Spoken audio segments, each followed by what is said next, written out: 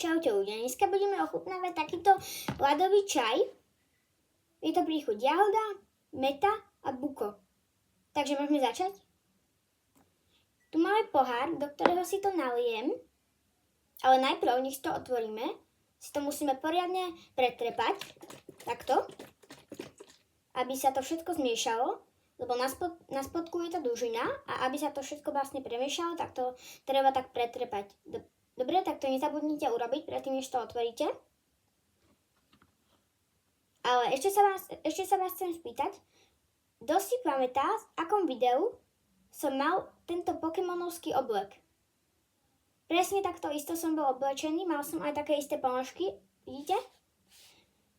Môžete mi to napísať do komentárov, ak chcete, že v akom videu som mal toto oblečenie.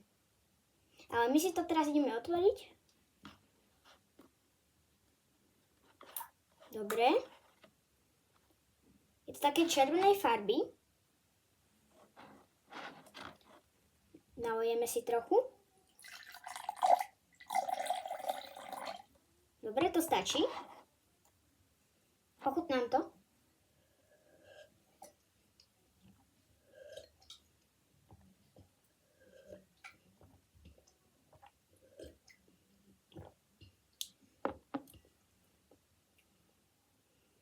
Je tam cítiť jahoda. Meta tam akože nie je moc cítiť. Za to by som jeden bod strhol, lebo je tam skôr cítiť taký zelený čaj. A to buko ani neviem ako chutí. Napíšte do komentárov, čo to je, lebo ja ani neviem, čo to je.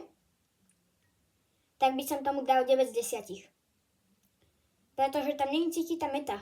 Rozumíte, že proste cítiť tam zelený čaj miesto mety. Tu je nakreslené, že tam je meta.